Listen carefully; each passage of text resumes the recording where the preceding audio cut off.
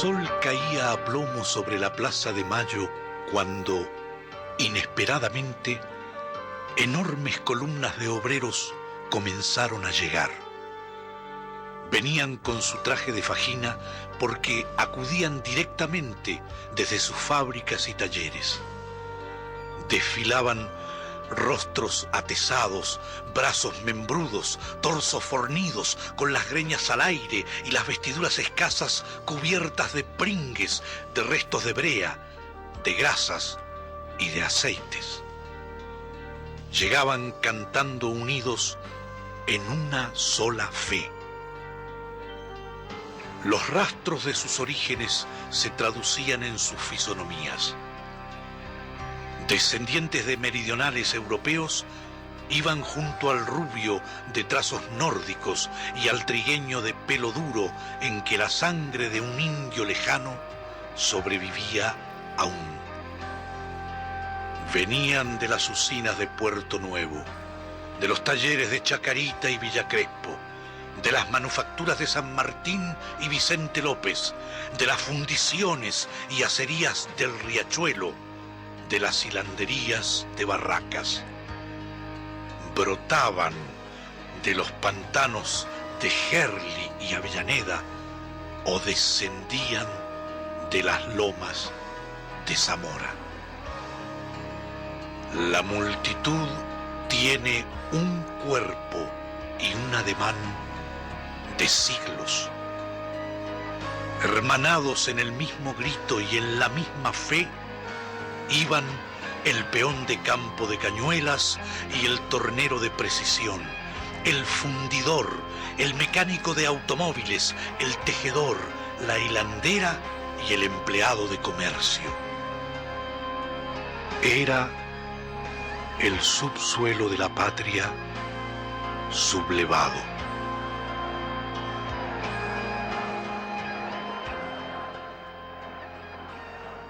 De la patria, estamos en esta segunda temporada en TV Clip de Lanús. Soy Manuel Valenti, estoy junto a Nicolás Canosa. ¿Cómo estás, Nicolás? Muy bien.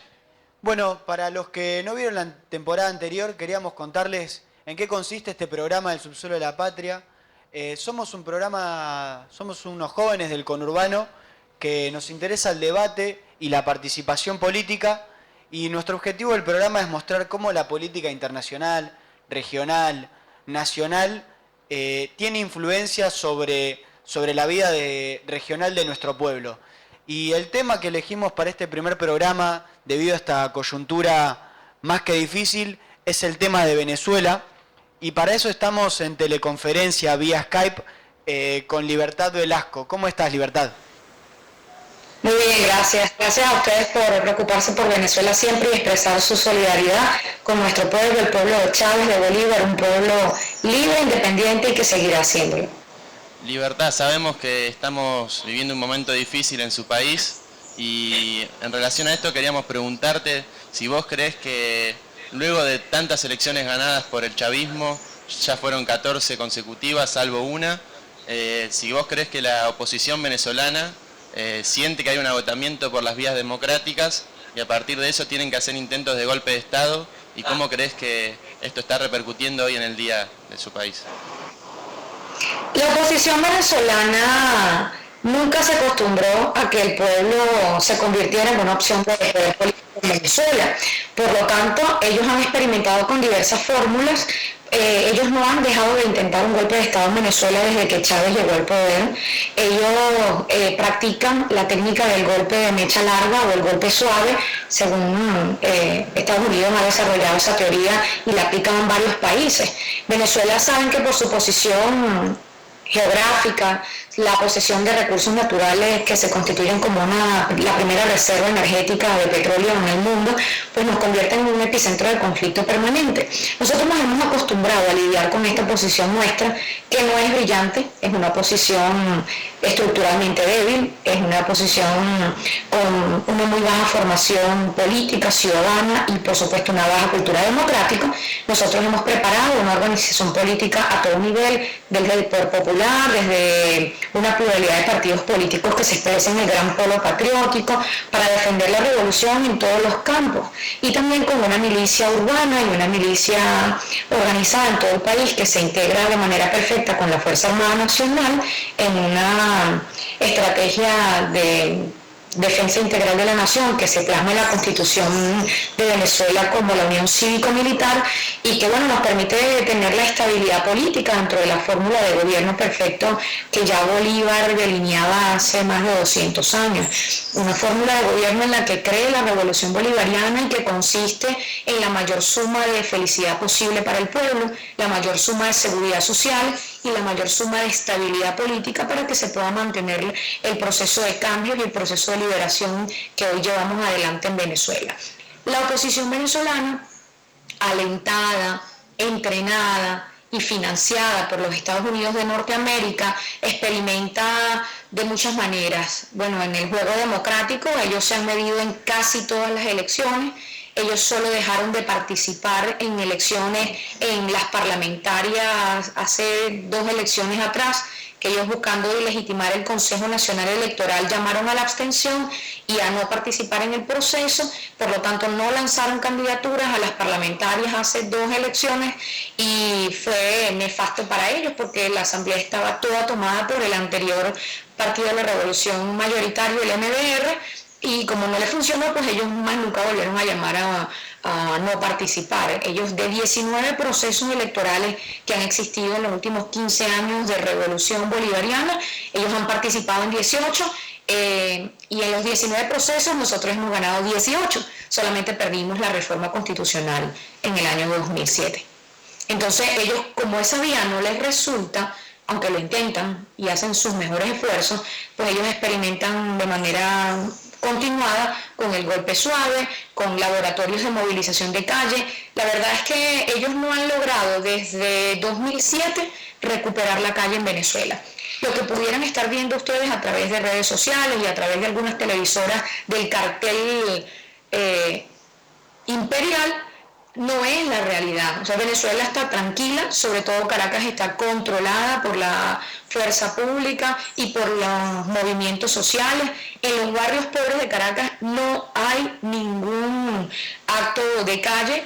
Si saben, o no sé si lo saben, les informamos que hay 4 municipios en el área metropolitana de Caracas que son los municipios más ricos del país y que obviamente en esos 4 municipios nosotros no ganamos las elecciones municipales y allí es donde ellos se han tomado como el espacio, apoyados por alcaldes de oposición, alcaldes de partidos minoritarios en el país, pero que controlan el poder político en esos territorios y ellos allí tienen libertad para hacer manifestaciones que dicen que son pacíficas, pero que no terminan siéndolo. Empiezan quemando neumáticos, quemando basura en las calles, armando algunos piquetes, restringiendo el tránsito y luego terminan en enfrentamientos con piedras, bombas, molotov y algunas veces con armas de fuego en horas de la noche y en eso hemos tenido algunos heridos, que se cuentan en cientos de heridas y unas pocas bajas de vidas humanas, pocos muertos en los últimos días. Pero quienes se dediquen más a investigar como los detonantes encontrarán en las redes sociales una conexión de la oposición venezolana con actores políticos, poco democráticos también, paramilitares de Colombia. Por ejemplo, revisen la cuenta Twitter de Álvaro Uribe Vélez y ustedes verán que una vez que en Venezuela empiezan a darse algunas prácticas de calle, como experimentando si van a volver a retomar la calle en Venezuela, grupos pequeños de oposición, en Venezuela la acción de gobierno del presidente Maduro también se despliega a la zona de frontera. En Colombia el presidente retira a unos generales de la frontera colombiana con Venezuela porque estaban incursos en prácticas ilegales asociadas al contrabando. Uribe se expresa airadamente contra ellos, luego Venezuela tiene una acción muy firme en la frontera venezolana, precisamente en el estado Táchira, para capturar a uno de los grandes capos del contrabando en esa zona fronteriza, que sabemos que es una de las fronteras más vivas de Latinoamérica, y justo al día siguiente de la captura del más grande capo del contrabando binacional, empiezan las manifestaciones de calle en el estado Táchira en Venezuela, alentadas por dirigentes de la oposición y un alcalde de la capital del estado Táchira en Venezuela, que también es de oposición y que hace unos 7 años era dirigente estudiantil de las manifestaciones más violentas que se recuerdan en aquel tiempo. Desde entonces, a diario, ellos han experimentado con unos laboratorios de conflicto controlados y pequeños en algunas zonas que están bajo control de alcaldes opositores en Venezuela. No sé si ustedes lo saben, pero nuestras elecciones municipales fueron recientes y en esas elecciones nosotros ganamos el 75% de las alcaldías. Así que en el 25% que les queda a ellos es donde ellos han experimentado con focos de violencia. Libertad. Entonces están acorralados y están usando el escaso poder político que les queda conquistado electoralmente para también alentar a jóvenes y utilizarlo, jóvenes de universidades privadas, jóvenes de universidades muy costosas en el país, hijos de la burguesía en las calles, pero para el resto del pueblo, Venezuela está tranquila.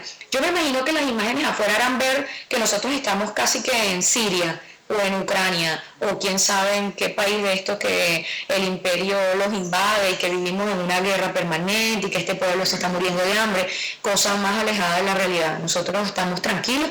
Chávez nos legó no solo una tradición de democracia, de paz, de organización, sino también nos legó una tranquilidad que se siente en prácticamente toda Venezuela. Y nosotros invitamos a quien no lo crea a que venga y lo constate por sí mismo, porque la verdad, los pocos focos de conflicto que se dan en Caracas se dan en esos municipios donde está la más rancia burguesía en el poder político municipal, con corte fascista, y bueno, en el estado Táchira, digamos que es el único estado, la única provincia o el único departamento que realmente tiene un nivel más alto de conflicto, pero también penetrado por el conflicto armado colombiano, el que nosotros tenemos que confesarlo, no somos ajenos, y que el paramilitarismo influye de este lado de nuestra tierra. Libertad, queríamos preguntarte, vos hablabas de una oposición débil estructuralmente, y nosotros vos decías que vayamos a ver, porque acá la verdad estamos muy vedados de información a veces, queríamos que nos cuentes cuáles son los mecanismos de financiamiento del imperialismo del Departamento de Estado norteamericano hacia la oposición y cómo actúan, ¿no? Cómo se ve la mano del imperialismo en las acciones de la oposición. Nosotros hemos denunciado muchas veces el financiamiento que llega, por ejemplo, por la vía de ONGs. Aquí hay un florecimiento de ONG, todas que responden a la línea hegemónica desde los últimos 10 años. Creo que se ha dado el crecimiento de este tipo de organizaciones. Ellos las dicen que son organizaciones de derechos humanos, o organizaciones para el desarrollo, algunas organizaciones de corte estrictamente juvenil, y reciben financiamiento, digamos que legal, abierto, de los Estados Unidos, del DAUSAI, de la NEP, ¿no? También tienen otras vías de financiamiento, por ejemplo, a los grupos estudiantiles que logran ganar elecciones en las universidades autónomas o en las universidades privadas, ellos les dan otro tipo de financiamiento menos explícito y no legal. También se los llevan a entrenamientos y cursos en el exterior, experimentando esta técnica de las revoluciones de colores, del formato de golpe suave, y los entrenan. En los últimos 2 años ellos han tenido más de 200 viajes a unos 500 cuadros, y significa para nosotros una inversión importante en el entrenamiento de cuadros medios, que ellos no logran liderar ni siquiera el movimiento estudiantil opositor, pero sí se nota que para ellos lo ven como figuras de vanguardia y que los ven como para un 2018, 2021, eventuales candidatos con un mejor nivel que los que han tenido en los últimos años. Nuestra posición, como les decía, es una posición, se parece al empresariado venezolano. El empresariado venezolano es parásito, ¿no? Se apropia de buena parte de la renta y no produce nada, no produce ni el 3% de las divisas que genera el país. Bueno, la oposición política se parece a ellos. Reciben cuantiosas sumas de dólares, de euros de financiamiento, pero no logran convertir eso en capital político ni en nada. La otra forma de financiamiento es obviamente con equipamiento. Reciben motos, armas, municiones, reciben equipos de telecomunicaciones, teléfonos satelitales para poder comunicarse por otras vías, porque los cuerpos nuestros de inteligencia pues, en algunos casos logran evadir esos métodos y técnicas de comunicación que ellos usan. Y otras formas de financiamiento ilegal, bueno, en Venezuela se han denunciado algunos experimentos que ellos han intentado de magnicidio y de entrenar comandos paramilitares ya para otro tipo de golpe duro, de golpe regular. Ellos adquieren y logran penetrar nuestras fronteras por varias vías,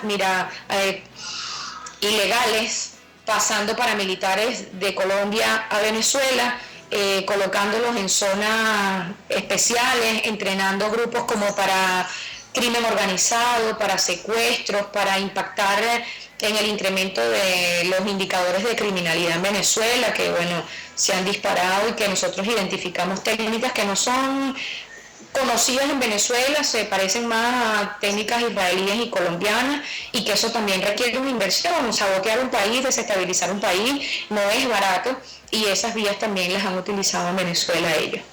Libertad, los medios de comunicación han jugado un rol importante, principalmente los internacionales. Nosotros creemos como un medio de comunicación popular que los medios de comunicación son una herramienta política, y esto el imperialismo norteamericano lo sabe muy bien, y siempre antes de acceder al poder bélico intentan hacer una desestabilización a partir de estos. Y queríamos preguntarte cuál fue el rol de los medios internacionales en tu país. Sabemos de la revocación de la licencia de la CNN por mostrar fotos falsas, pues mostrando algunas de Siria y de otros países, para generar una opinión pública desfavorable a la situación de Venezuela, y también a la periodista Patricia Soñat. ¿Cuál es tu opinión al respecto de cómo han repercutido los medios de comunicación en relación a estos hechos de las últimas semanas? Mira, nosotros entendemos la comunicación como un arma. De hecho, desde Bolívar la imprenta cobraba un papel protagónico porque era la herramienta para la divulgación de las ideas libertarias. Obviamente otros bandos que no apuestan a la libertad también usan los medios de comunicación como un espacio privilegiado para la difusión de las ideas, es lo que nosotros llamamos propaganda ideológica. En Venezuela la oposición tiene en sus manos numerosos medios privados, no solo televisivos, que son importantes y son los más vistos en todo caso en el país, sino también un cartel de radio y de prensa escrita. Con todos esos recursos a su favor, ellos tratan pues de imponer un clima de guerra que el pueblo venezolano no ha comprado. Yo no quiero decir que nosotros estemos inmunizados contra la guerra informativa, pero sí creemos que Chávez hizo de este pueblo un pueblo politizado y un pueblo formado que cada vez responde menos a las líneas que lanzan esos medios de comunicación. Pero en el mundo no pasa lo mismo.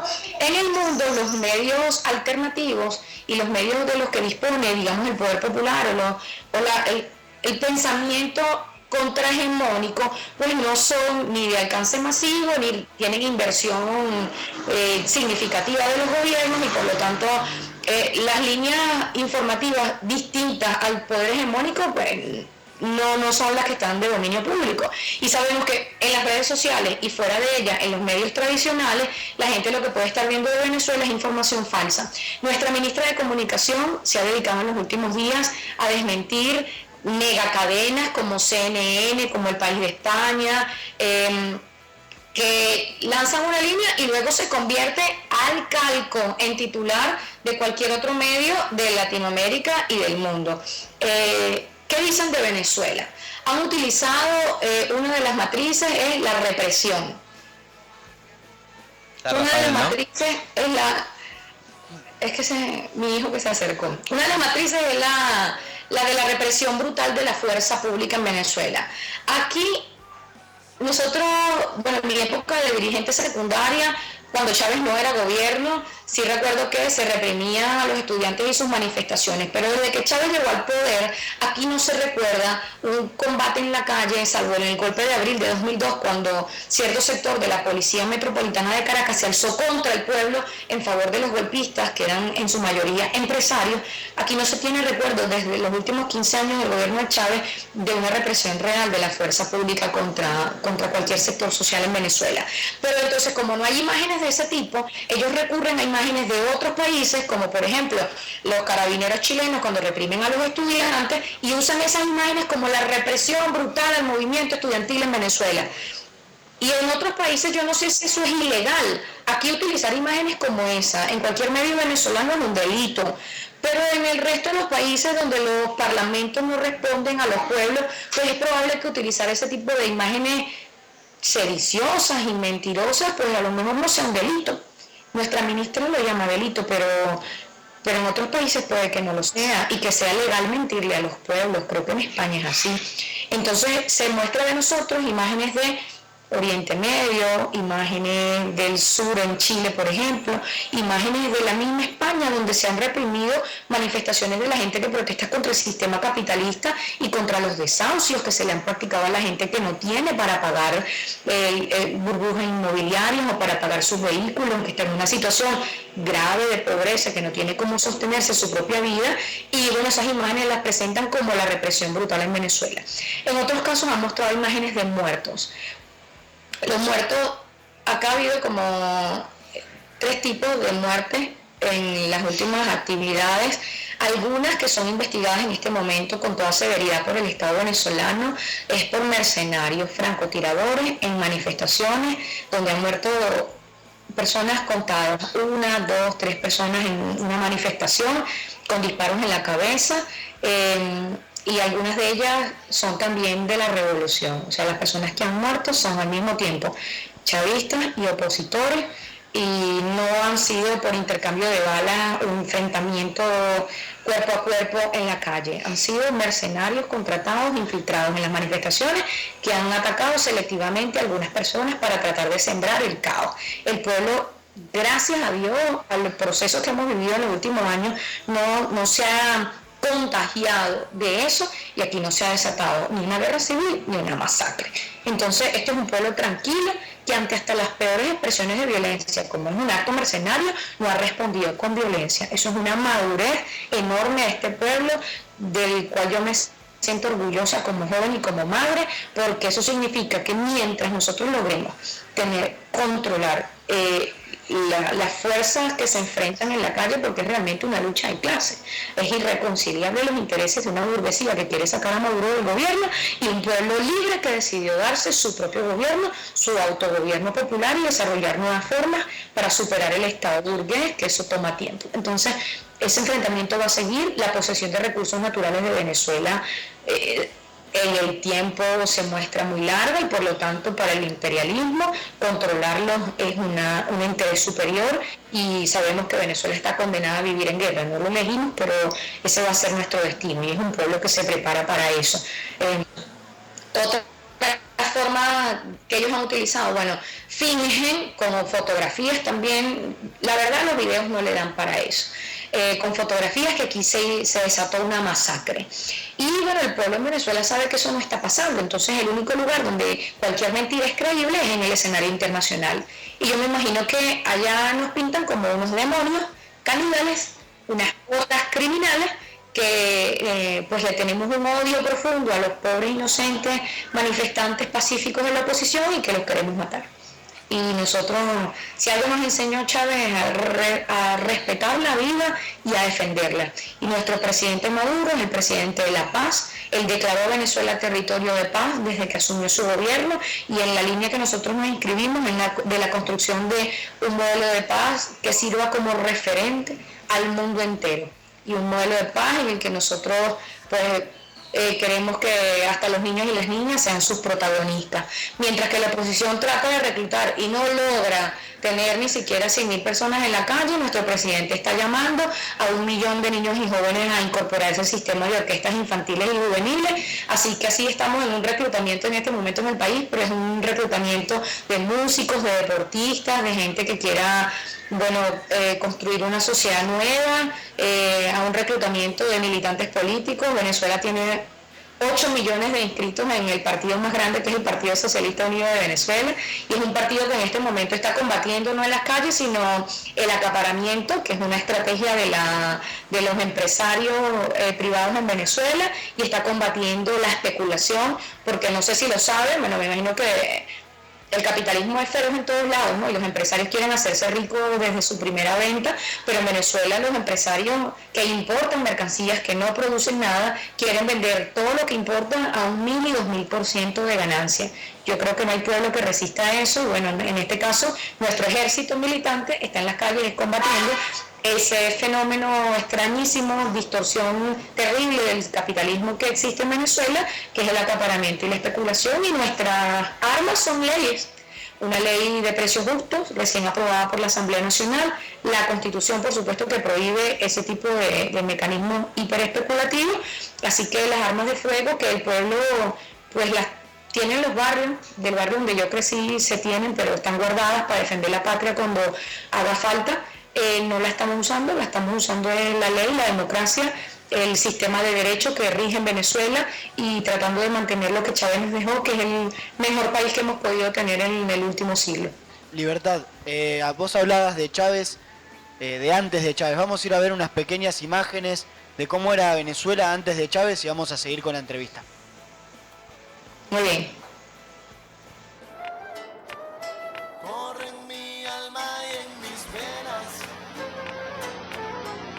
Representando a mi bandera, echamos lo aprendí en la escuela. Venezuela, corre en mi alma y en mis venas, representando a mi bandera, echamos lo aprendí en la escuela. Desde chamito me enseñaron a que tengo que cuidar el sitio donde vivo para poderlo habitar, y que si no lo hacía sería como traicionar el amor de la madre que me enseñó a caminar. Y en este caso, mi madre es Venezuela, su nombre corre en mi alma como corre por mi vena. No permito que se echen a morir, sé que la vaina está jodida, pero vamos a surgir, paren de sufrir, que la vida todo no es llanto, todos tenemos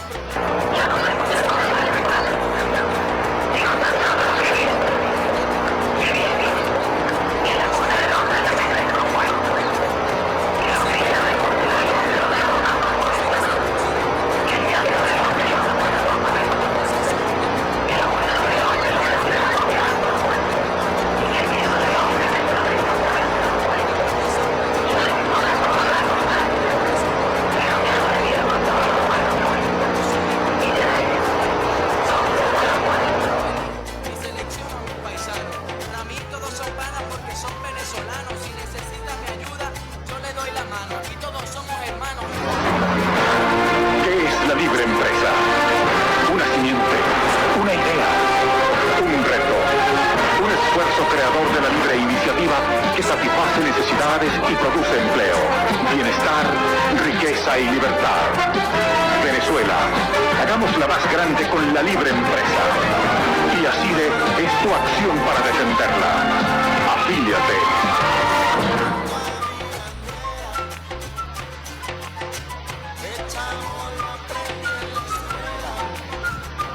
La niña como es tan linda, cree que enseguida uno no la ve. Y enseguida monta una mujer porque cualquiera se la cree. Y va la vida, sigue la corriente, pero no lo siente y eso es tener fe. Y sigue sugiriendo sueños que no tienen dueño y que no pueden ser. ¡Ay, qué pena! ¡Ay, qué pena me da na! Porque yo sabía que lo que decía no era verdad. Yo sabía que era una falta y nada más. Y no me digas más mentiras. No, y no me digas más mentiras. un trabajo para mantenerme vivo, que nunca me falte nada para siempre estar activo. Yo no miento cuando escribo, yo digo lo que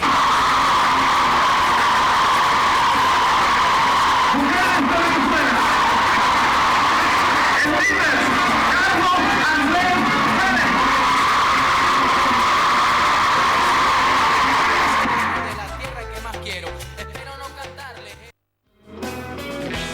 Seguimos en el subsuelo de la patria, estamos en teleconferencia con Libertad Velasco, joven militante del Partido Socialista Unido de Venezuela, profesora en la cátedra Hugo Chávez de la Academia Militar, y estamos hablando sobre la coyuntura hoy venezolana, pero nosotros consideramos que la historia es una herramienta fundamental para comprender el presente, que es un arma fundamental para construir también el futuro, y es por eso que brevemente, no alcanza un programa, ni este tiempo que nos queda de programa para explayarnos sobre la historia venezolana, pero brevemente pedirte que nos hagas un panorama, un gráfico de cómo estaba la situación venezolana antes de Chávez, cómo vivía ese pueblo sumido en la miseria, cómo los capitales, que la renta petrolera se iban al exterior y no iban a las misiones sociales como sí lo está haciendo hoy el gobierno bolivariano. Así que nos cuentes un poco cómo está esta situación. La última dictadura militar en Venezuela ocurrió en 1958. Desde 1958 Venezuela vivió lo que se estudiaba en el resto de los países como la democracia más estable, pero no era ni democracia ni era estable. Fue un pacto de dos partidos políticos, Acción Democrática y COPEI, en el que ellos se repartieron el poder para siempre, o esperaban que así lo fuera porque el pueblo nunca lo iba a tomar, y el resto de los partidos políticos ellos fueron exterminando con balas, con políticas de desapariciones forzadas, de torturas, de asesinatos selectivos a los cuadros del resto de los partidos y organizaciones políticas de la izquierda en Venezuela. Acción Democrática y COPEI se alternaron gobiernos en elecciones donde cada vez la gente quería participar menos y donde ellos se estaban robando toda la riqueza del país. Como ustedes lo investigaron y lo pudieron comprobar, el saqueo de nuestros recursos naturales fue permanente.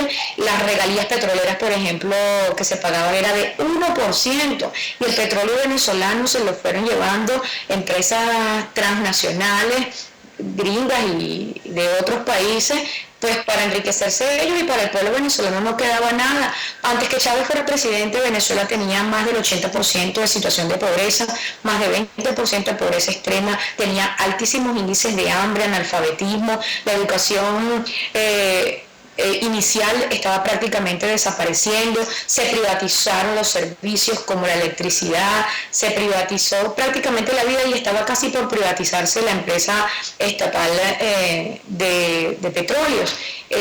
Y eso se pudo detener con la llegada del gobierno de Hugo Chávez, pero antes de eso, Venezuela en 1989 tuvo una explosión del poder popular, no tan organizada, pero sí revelada ante el paquete neoliberal a finales de los años 90 y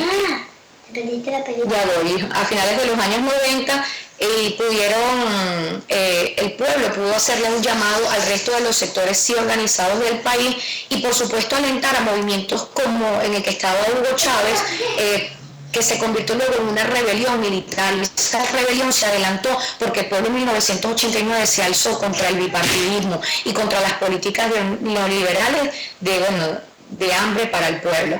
Desde entonces se empezó a organizar un movimiento cívico-militar que no terminaba de cuajar y se da un golpe o una rebelión militar, como nosotros preferimos llamarla, donde se dio a conocer Chávez en 1992 y por la cual fue preso, pero con quien se identificó un pueblo y salió a las calles pues a pedir un cambio de sistema. Venezuela arranca un proceso nacional constituyente, y una constituyente, ¿por qué? Porque tú no podías entrar a transformar un país si no echabas y dabas al traste con el sistema, el ordenamiento jurídico vigente hasta el momento. Ese pacto que ellos sembraron y que dejaron impreso en toda su legislación y en sus instituciones tenía que irse definitivamente, y era con una constituyente plenipotenciaria. Entonces Chávez gana teniendo como campaña irse a una constituyente, lo logra en el primer año, en 1999, asume el poder y se hace el referendo consultivo y aprobatorio de la constituyente, y de en adelante se empiezan a desarrollar políticas pues para devolverle al pueblo lo que le había sido arrebatado. El pueblo logró superar en corto plazo indicadores sociales penosos para cualquier país, como el hambre y el analfabetismo, pero también desarrollar políticas educativas de otro nivel, políticas de salud apoyadas por Cuba, que también llevan el nombre de misiones sociales. Eso ha sido una innovación del poder político en Venezuela porque nos permitió superar lo que el Estado burgués no era capaz de resolver. Chávez, a través de las misiones sociales, logró hacer un bypass del Estado tradicional, y lo que no eran capaces de lograr ni siquiera ministerios, alcaldías y gobernaciones, lo logró Chávez en esa fórmula donde el poder popular es el protagonista de esos cambios. Y el gobierno de Chávez significó la riqueza nacional, poder poner en los recursos que eran del petróleo, los recursos que eran del petróleo al servicio del pueblo venezolano, y también invertirlo luego de salir de la etapa más crítica en deporte, en cultura, en equipar a nuestra Fuerza Armada. Al mismo tiempo se fueron dando otros fenómenos de transformación. Por ejemplo, hasta nuestros cuerpos, que antes eran aparatos represivos, pasaron a un proceso nuevo de formación en derechos humanos, de educación para la prevención. Nuestra Fuerza Armada dejó de tener como modelo la Escuela de las Américas y empezó a estudiar a Bolívar y la doctrina bolivariana para ponerse al servicio del pueblo. Ha sido una transformación profunda, lenta, y donde todo el mundo le dieron ganas de participar y el pueblo entero se convirtió en político. En Venezuela hasta los niños dicen que son Queríamos, bueno, escuchamos a tu hijo por ahí, no sé si quieres saludar a la cámara, un segundo nos querés mostrar a tu nene que lo vemos que se asoma, pero aparte queríamos preguntarte, vos hablabas de la recuperación del petróleo, un insumo tan importante para Venezuela, un insumo que se transformó para la redistribución de la riqueza. ¿Qué relación ves entre los paros petroleros del 2002 y hoy? Y Leopoldo López, este actor de la ultraderecha, ¿qué rol juega en todo esto? Mira, no hay comparación con el paro petrolero. En 2002, sabes que ellos primero dieron un golpe de Estado formal, y ese golpe de Estado lo encabezó un hombre que se juramentó él mismo y era el jefe de la patronal Fede Cámaras, ¿no? O sea, no sé, imagínate allá que la Cámara de Empresarios del país decida dar un golpe de Estado ellos y luego seguramente el máximo líder. Después de que el pueblo venezolano en las calles alzado en 48 horas recuperara la democracia en Venezuela, no fue un golpe militar, fue un golpe mediático y empresarial, pasaron unos pocos meses y de abril a diciembre aquí se da el conocido paro petrolero. Pero en el paro petrolero se paró la industria petrolera venezolana, las estaciones de servicio que proveían combustible al país no estaban funcionando. En cambio ahorita sí hay suministro de combustible, incluso en la frontera. La gasolina nuestra sigue siendo la más barata del mundo, cuesta llenar el tanque 5 bolívares, es decir, 50 centavos de dólar, no sé allá cuánto vale, y pues es libre acceso para la gente. La industria petrolera está trabajando con toda normalidad. La semana pasada se dio una movilización, una movilización de trabajadores del sector petrolero en respaldo a la revolución bolivariana, así que no hay saboteo en el sector petróleo. Ni lo habrá, porque nosotros no lo vamos a permitir. En este momento tenemos el país bajo control y ni siquiera hay un paro empresarial, porque en aquel momento el paro petrolero se llamaba huelga general y tampoco está ocurriendo en Venezuela. En Venezuela lo que está pasando es lo que te decía hace rato, que los empresarios están vendiendo al 2000% las mercancías que se importan con divisas oficiales otorgadas por el gobierno venezolano, y nosotros estamos tratando luego de combatirlo para proteger los bolsillos del pueblo y que el salario real no se vaya al subsuelo, ¿no? Leopoldo López es presentado por CNN, digamos, el jefe del cartel, como el nuevo líder de la oposición venezolana. Eso está bien lejos de ser una realidad. Ustedes revisan, vayan a las redes sociales ahora mismo y revisen cuántos seguidores tiene en Twitter Leopoldo López, y no tiene suficientes como para convertirse ni siquiera en el Justin Bieber venezolano. O sea, no tiene ni siquiera suficientes seguidores para ser un hombre importante. No es más importante en las redes sociales que Capriles, y menos lo es en la vida política, en la vida ciudadana. Él tampoco es un personaje nuevo, es uno de los personajes más siniestros y jóvenes de la oposición política venezolana. Tampoco es primera vez que él aspira al poder. Él ha sido alcalde aquí del municipio más rico de Latinoamérica, municipio de Chacao, en otras oportunidades, en un tipo que ha sido sin pena ni gloria un político cualquiera en la vida local. Ha ganado elecciones, las ha perdido, ahora aparece como llamando a las movilizaciones de calle más violentas. Es un hombre violento, es un hombre con severas adicciones a la droga, y eso lo digo con responsabilidad porque puedo sostenerlo con pruebas que se las haría llegar por donde ustedes quieran, difundirlas en los medios a su disposición. En este momento está preso, y además preso porque la oposición venezolana lo quería matar con paramilitares colombianos. Su misma esposa ha declarado que la oposición lo tenía en la mira querían convertir esto en una segunda Colombia, matar al tipo y decir que el gobierno lo había asesinado y que ahora íbamos a una guerra civil, y nosotros develamos el plan porque nuestro cuerpo de inteligencia sí trabaja. Y fíjense cómo él era desechable para la propia oposición política venezolana. Además era un intento de lavarle la cara a Enrique Capriles, porque Capriles se estaba deteriorando, ya ni siquiera la oposición lo veía como un líder, un hombre que no pudo ganarle a Chávez, y después que Chávez se murió tampoco pudo ganarle a Maduro, ni puede garantizar las esperanzas para la oposición política venezolana. Y ustedes saben lo peligroso que es para cualquier político la desesperanza, ¿no? Porque está bien que no ganes elecciones, pero que ya la gente no te quiera, no cree en ti, ni siquiera vaya a votar por ti, eso los tenía ellos en una serie crisis de liderazgo de la oposición, una crisis que al chavismo no le importa, pero que la estudia, la observa y le hace seguimiento. Y además ustedes pueden ver el calibre el nivel de debate pues que logra tener Leopoldo López. Yo los invito a que se metan en YouTube y busquen el debate de las primarias de la oposición venezolana de 2012. Ese era un debate en febrero de 2012 en Venezuela, y ustedes verán quiénes eran los que aspiraban al poder político en el país. Busquen después en cualquier navegador cuántas empresas posee cada uno de esos aspirantes a la presidencia, y se darán cuenta que eso era como un certamen de belleza entre los más ricos del país por ver quién iba a ser el candidato. Leopoldo declina después de ese debate en favor de Enrique Capriles, porque él esperaba que Capriles se convirtiera en un cartucho para quemar, y luego cuando Capriles estuviera bien desprestigiado, él se convertía en el nuevo candidato, y así es como ellos han jugado con esa fórmula, ¿no? Leopoldo Capriles, a ver con cuál se engancha el pueblo, uno llamando a la forma pacífica, el otro llamando a la forma violenta, y depende de cómo se dieran las cosas y de la posición que más dominara en el país, pues ellos ir por una u otra opción. Yo le digo a la gente que no sea tan ingenua, pues el imperialismo juega con todo, y aquella que logre más contagio, con esa se quedan. Entonces ellos probaron, y Venezuela, como es un país de paz, no se anotó en la onda de Leopoldo, y ahora Leopoldo es un pobre preso. Libertad, vos decías que el imperialismo juega con todo, tiene sus fichas puestas en Venezuela. En la última cumbre de la CELAC, 27 y 28 de enero, realizada en La Habana, se declaró a Latinoamérica y el Caribe como una zona de paz y de lucha y defensa contra el colonialismo, y cómo el gobierno bolivariano de Venezuela va a emprender esa lucha en estos momentos tan difíciles, cuáles van a ser las estrategias y planes para lograr estabilizar la situación y seguir construyendo la mayor suma de felicidad posible para su pueblo. Bueno, tú lo sabes, todos los estados tienen el uso legítimo de la fuerza y del control político. En este caso, a nosotros no nos ha hecho falta utilizar la fuerza pública para mantener la paz, lo hemos logrado por las vías democráticas. Nosotros tenemos un pueblo organizado que cuando se requiere sale a la calle y toma control de sus territorios. Quienes han venido a Venezuela de los movimientos saben que aquí el poder popular tiene control territorial.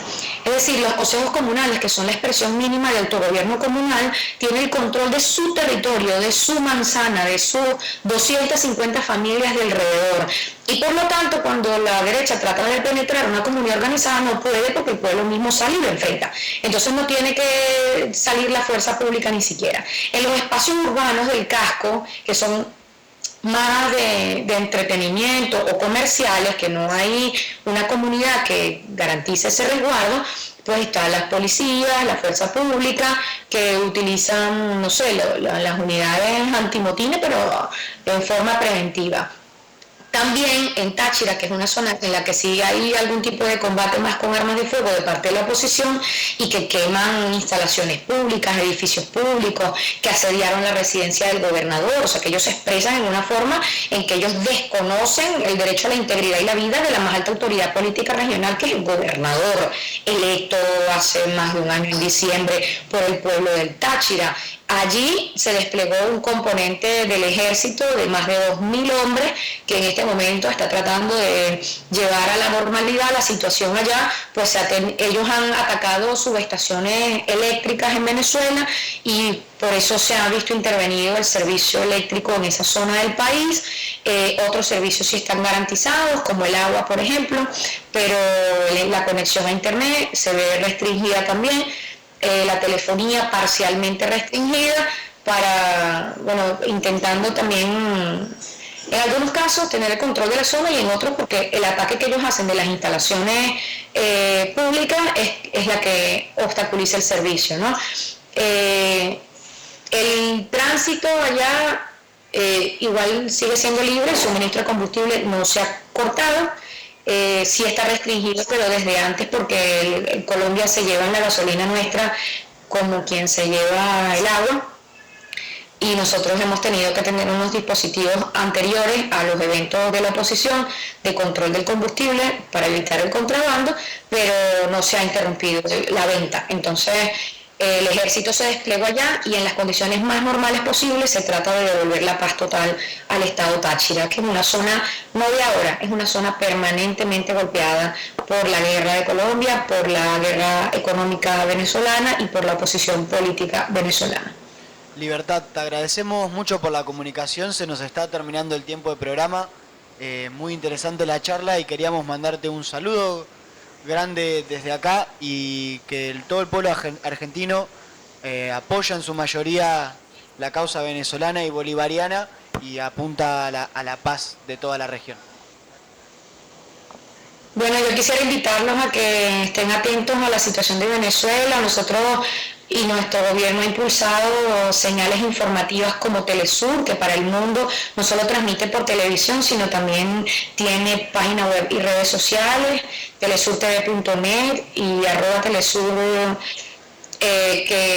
Telesur TV, que ustedes la pueden ubicar para buscar estar informados de lo que pasa en Venezuela y en el resto del mundo, y también Difunde la Verdad, que es una plataforma alternativa de redes sociales que es hecha por colectivos populares y que pondríamos a su disposición, y en próximos programas, si quieren, pues le damos como que todas las ligas y los vínculos para que la gente conozca y pueda saber lo que pasa con nosotros. Esto es un pueblo de paz. Desde que Bolívar se hizo nuestro líder histórico, es un pueblo que tiene 200 años de paz y que va a mantenerlo y que sabe cómo hacerlo. Nosotros, bueno, por las vías democráticas les pedimos todas las expresiones de solidaridad y apoyo que se puedan, cercanía con nuestras embajadas, con los grupos de amistad, con la Revolución Bolivariana que se están activando en todos lados, y bueno, mi cuenta @libertadvelasco a su orden también, para comunicarnos a través de Twitter y poder seguir compartiendo la verdad de nuestra revolución bonita, que nos ha costado mucho y que por aquello que nos ha costado, pues la defenderemos con nuestras vidas si es necesario. Gracias a ustedes por ser nuestros hermanos y preocuparse de nosotros, así como nosotros lo estamos de ustedes, dispuestos a apoyarlos también. Bueno, gracias. Acabamos de estar en comunicación con Libertad Velasco. No pudimos estar en comunicación con el ministro debido a las dificultades de la coyuntura. Y bueno, para cerrar vamos a ir a ver un pequeño video sobre Venezuela y la Revolución Bonita.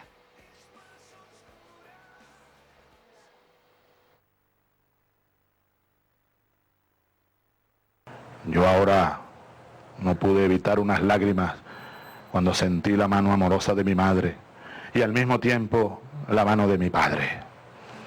Las dos manos, una me sobaba por aquí y otra por aquí. Dije, Dios, ¿hace cuánto yo no sentí estas dos manos al mismo tiempo?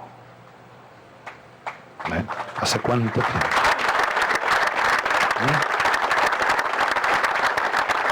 No sentía la mano zurda de mi padre fuerte pasándome por el hombro, como la sentí ahorita, y la mano de mi madre. Esas cosas, pues, esas cosas, o esos abrazos de mis hermanos, de mis hermanas, de mis hijos, el abrazo de María anoche que apareció de repente como de la nada. Oh, María, los hijos. Ahora, si todo lo que uno ha vivido no ha sido suficiente, es lo que siento, y le digo a Dios, si lo que uno vivió y ha vivido no ha sido suficiente, sino que me faltaba esto, bienvenido. Pero dame vida, aunque sea vida llameante, vida dolorosa, no me importa. Dame tu corona, Cristo, dámela, que yo sangro. Dame tu cruz, 100 cruces que yo las llevo, pero dame vida, porque todavía me quedan cosas por hacer, por este pueblo y por esta patria. No me lleves todavía, dame tu cruz, dame tus espinas, dame tu sangre, que yo estoy dispuesto a llevarlas, pero con vida. Cristo mi Señor. Amén. Era lo que quería decir hoy, Jueves Santo, en Barinas.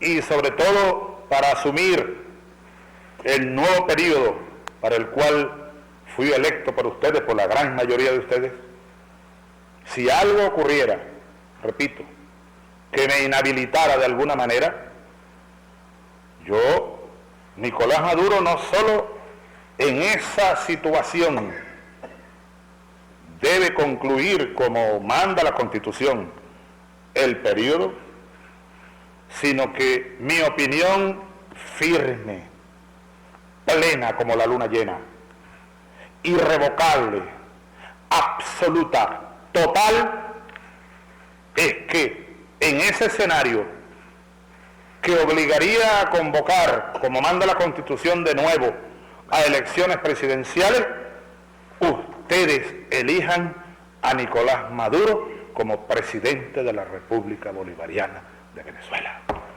Yo se los pido desde mi corazón. El candidato Nicolás Maduro Moros, 7.505.338, con el 50.66% de la votación. Para poder ser candidato tiene que cumplir una normativa, ¿verdad? Inscribirse en el poder electoral, respetar sus normas y luego el día de las elecciones respetar los resultados. Yo lo dije ayer y hoy, ustedes me escucharon. Si gano con un voto, gané. Si pierdo con un voto, entrego inmediatamente, en respeto a esta Constitución.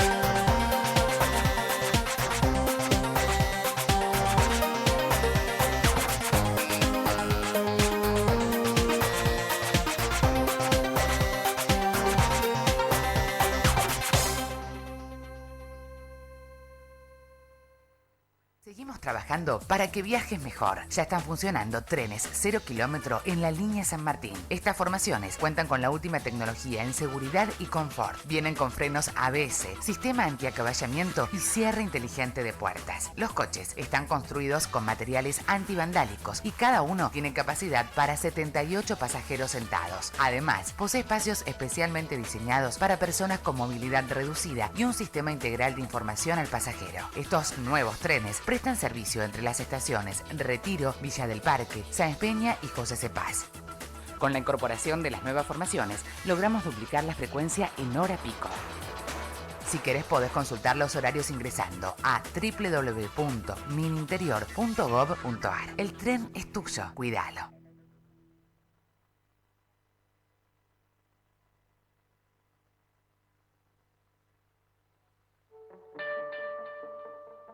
Yo me levanto todos los días con ganas de hacer cosas nuevas. Soy una abuela inquieta. ¿Por qué no hacer un estudio universitario? Yo dije en primer año, con tal que rinda una materia me siento conforme. Aprobé 5 materias. Siempre he leído muy bien. Todas las maestras encantadas, todas me pedían, abuela, que contara cuentos. Hasta el día de hoy encuentro chicos que siento, hola abuela, cuenta cuentos. Hay que seguir creciendo por dentro para seguir sintiéndose bien. Quiero seguir siendo útil a mí misma, a mi familia y a los demás. Como Adelma, cada uno de nuestros personajes del año nos demuestra que la tercera edad es un nuevo comienzo. Y qué lindo horizonte es ese, ¿no? Por la energía, por las ganas, por la ternura y por todo lo que nos enseñan, nuestros abuelos son los verdaderos personajes del año. ANSES, con nuestros abuelos y con cada argentino, siempre. Presidencia de la Nación. El 26 de febrero